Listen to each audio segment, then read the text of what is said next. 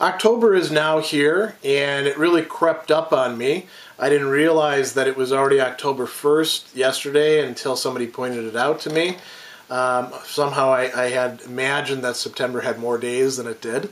So it's now time for a Dr. Sadler channel update. Those of you who are interested, I talk about what I did during September and what I've got coming up in October, and even a little, in this case, about what's going on in November. I just want to put a few things out there on the horizon. September, what went on?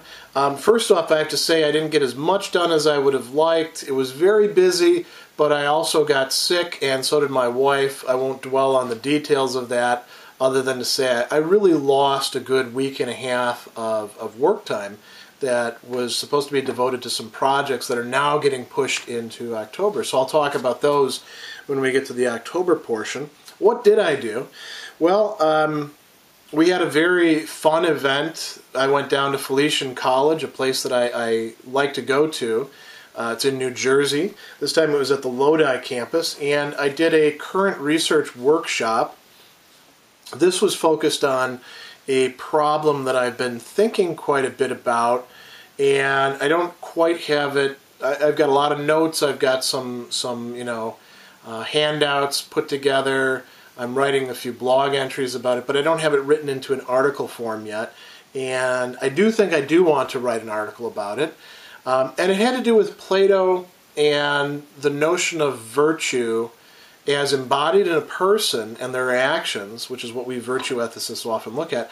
And then this, how do they fit into his theory of the forms? Are virtues actually forms? And if they are, then they're more forms than they are the things in us. But then there's a lot of, questions about, well, how is that form actually connected to what I have, the virtue that I'm trying to develop or exhibit or put to work or inculcate in my children? So it was a really great workshop. I got some great questions, some useful feedback. A lot of it consisted in saying, I'm not sure why this is a problem for you, Greg. And so I have to explain myself. I have to explain not only to myself, but to my possible interlocutors when I go to write the article, just why I see this as a problem. And if it is, why doesn't it mean, well, we'll just leave Plato behind? So there was that. I also did 2 sessions in the Glimpses into Existence series at the Kingston Library. This is a monthly series that we've been doing this entire calendar year. So we did installations number 8 and 9. Number 8 was on Heidegger, and we had some great discussion with that. Number 9, which was very recently, was about Jean-Paul Sartre, and we're going to be continuing those to the end of the year. We also did a Dr. Sadler Philosophy Forum. My friend and colleague, Caleb Bernaccio, came on, and we talked about police militarization, not only some of the news and the hot button issues, but we explored some of the basic background philosophical issues having to do with the nature of policing and surveillance and use of force, and we looked at why this is such a deep issue that we're facing. So those were the events for this last month. What else? We did some core concept videos. I've been concentrating on Plato this month, and I'll be concentrating on him for a while because there's a lot of core concepts in Plato that I just haven't shot videos on, and people are finding them useful. I also put together what's going to be a new type of video. It's about directed self-study, and I give some advice about how one might begin directed self-study. This is something that I've been helping people out with in a variety of different ways for about 2 years. I've had people writing me, emailing me saying, I want to begin studying philosophy. Can you give me some advice about where to begin? And I always say begin with Plato, for some reasons that I discuss in the video. So I've done a lot of thinking about this, and I came up with 6 dialogues that I think are the best to start with. And I have some handouts on those in academia.edu, and I developed some writing prompts, some essay prompts that people can use. And eventually I'm going to turn that into not just a video and a bunch of resources, but a book. I'm going to create an ebook that people can use for self-study or self-directed study in Plato. I did some more half-hour Hegel videos. We're back on track with that. I think I released 4 this month, so I'm pretty happy about that. We're proceeding still through the preface part of the phenomenology. And just yesterday I managed to, I thought it was still September, but it's actually October.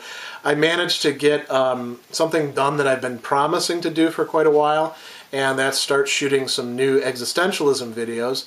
And I'm working on Kafka right now, so I shot a video which is going to be the first of 2 videos on his short story, The Metamorphosis. And this one focuses primarily on character and plot. The next one is going to focus on the theme of alienation. So there's that. What else took place in September?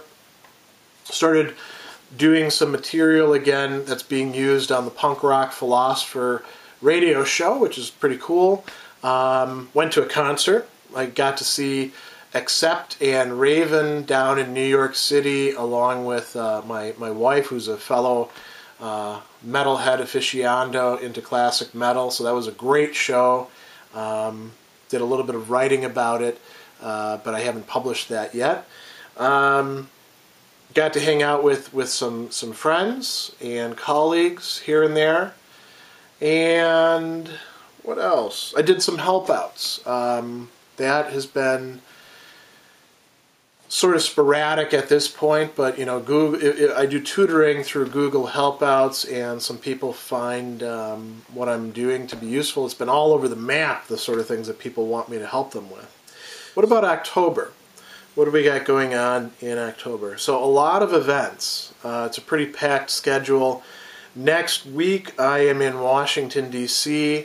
for 4 days. I'm presenting at the American Catholic Philosophical Association in one of the satellite sessions, which is sponsored by the Institute for St. Anselm Studies. And I'm taking part in a panel on St. Anselm's great master work, The Cur Deus Homo, or Why God Became Man.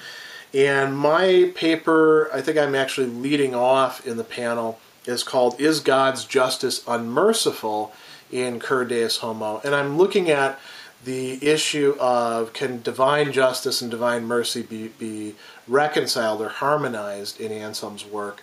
This is part of a larger project. I actually published an article on this back in the early 2000s, specifically on justice and mercy in Anselm's Proslogion, also touching on his work, the Monologion, a bit. And this one focuses on Cur Deus Homo, which is another place where he talks about it, and then I'm going to be working on another article having to do with his discussions of justice and mercy in his prayers. And a lot of people don't know this, but Anselm's prayers were really innovative. They have this interesting dramatic and rhetorical structure, and they were used by a lot of people. They came sort of like a bombshell onto the intellectual and religious scene of the beginning of the High Middle Ages, the end of the sort of not quite Dark Ages, because they were pulled out of that. Anyway, what else have I got going on? A little bit later in the month, I've got another talk here at the Kingston Library in town. This one will be in the Glimpses of Existence series, and it's about Simone de Beauvoir, somebody who is closely associated with Jean-Paul Sartre. Now we're on the French thinkers, and we're sort of coming to the close. She's important. We're going to look mostly at her works, The Ethics of Ambiguity, where she does something that Sartre pretty much failed to do, which is produce an ethics for existentialism, and her groundbreaking work in feminist philosophy, The Second Sex. Then after that, I'm going up to Vermont to Green Mountain College, and I'll be doing 2 things there. One is a faculty workshop where I'm going to be teaching the faculty about lecture capture, about using cameras and the internet and YouTube and all sorts of resources like that to enhance their classroom experience, to record what they're doing, to build hybrid or even online classes, to build a repository for students or for other people who want to study their material. So that's one thing I'll be doing. The other thing I'll be doing is going into a colleague's class, which he's graciously opening up to me, and using his class session to talk about something that I'm doing a lot of work on. I'm actually writing a book on, and that's Aristotle and anger. So I'll be talking about virtuous and vicious dispositions with respect to anger, what anger actually consists in for Aristotle, why Aristotle thinks it's okay to get angry sometimes, but why we need to watch it. So that'll be another interesting thing. Then that pretty much sums it up as far as events, I think, for the time being. What else have we got going on? I'm going to be shooting a lot of videos. I've actually got something pretty big coming out this month. But I'll be shooting videos in this main channel that you're looking at right now. I'm going to be doing more existentialism videos, a lot of Kafka. Got to do the rest of the Metamorphosis. I'm going to do the Trial. I've decided I actually want to do some of his parables and his parable about parables.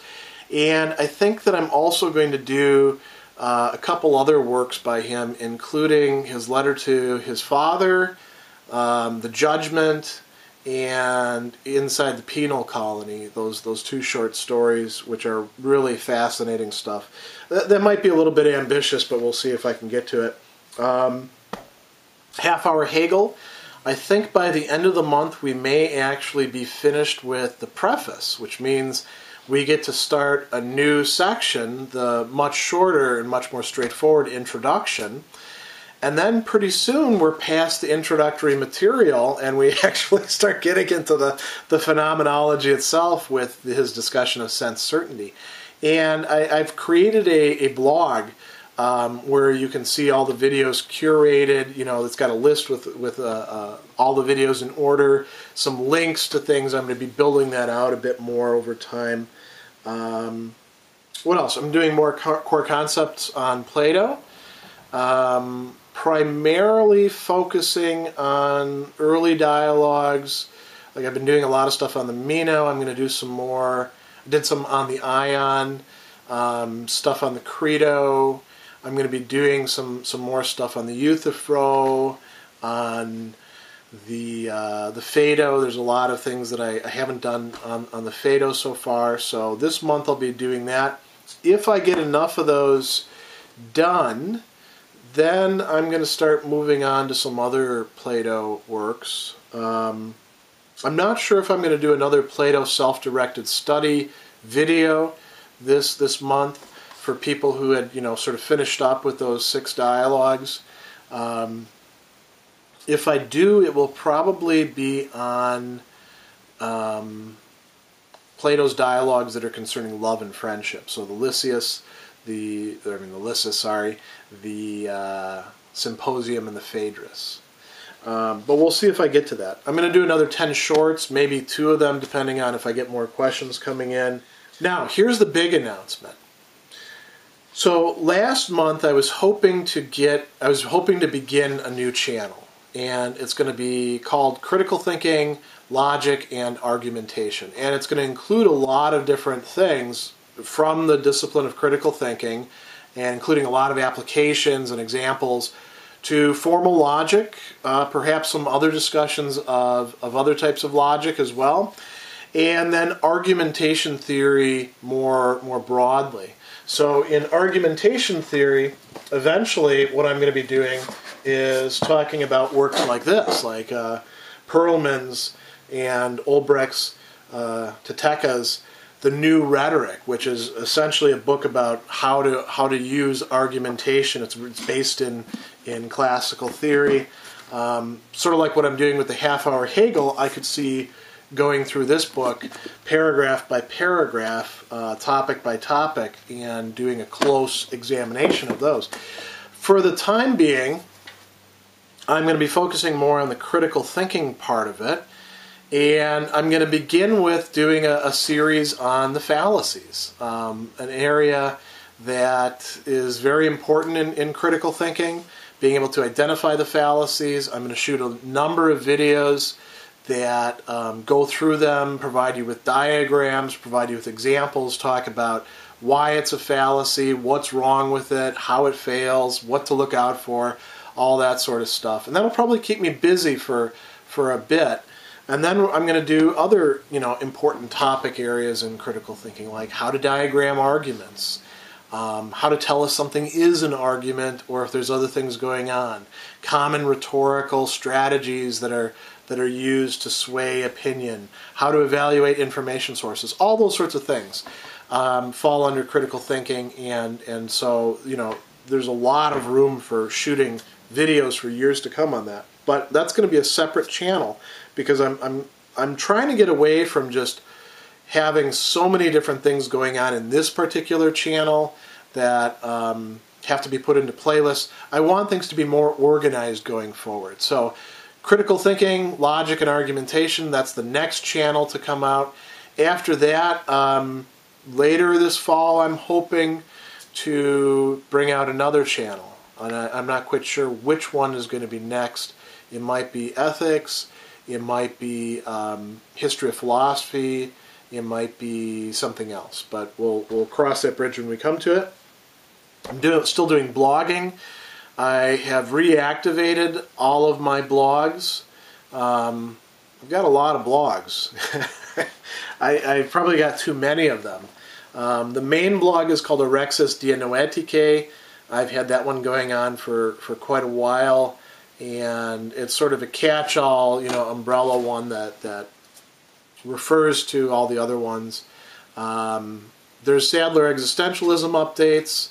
That one I originally started to be sort of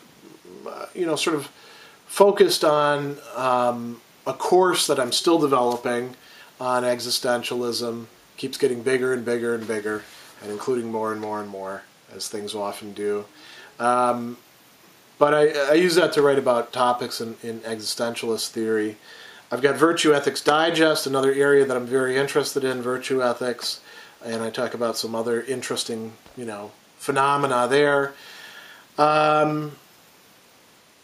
There's the Half-Hour Hegel blog, and then, of course, there's Heavy Metal Philosopher, which I didn't do any writing in September, but I'm going to be doing some in October, talking about the Accept Raven show and why it was so cool to go see Raven, talking about a band that has sort of resuscitated itself, Chrome Molly, whose recent work I particularly like, and what it is that I like about them, and even exploring some philosophical ideas in terms of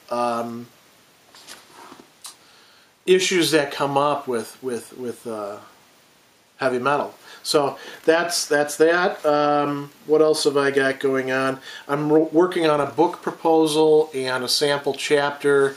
I had a meeting with the textbook people, and they've changed editors, which means that now they want a different kind of book, which is fine. The original book that I had planned on the good life in ancient philosophy and drama and theology, I can do that as a separate project.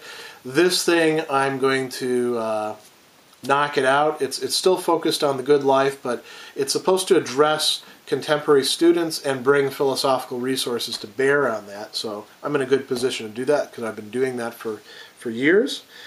Doing a lot of writing on Aristotle, Plato, and Anselm this month. Trying to get some things ready to send out, as articles to journals for potential publication.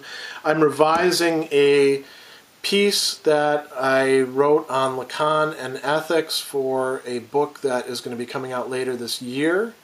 I have to make a few additions to it. I was kept within a certain length limitation, and now I have to write in the things that I had to cut out because of the length limitation, and of course change all of the bibliographical things around which is kind of it's tedious, but it's important to do. And it's cool that I got to write on Lacan ethics, because I really enjoy Lacan. And I read him not as many people do, but I read him sort of in conjunction with people like Aristotle or Kant or Bentham. I bring him into sort of a classic perspective. Still working on those classes for Palermo. I'm disappointed that I don't have them out yet, but I'm kind of a perfectionist about this, and I really need to get these done this month.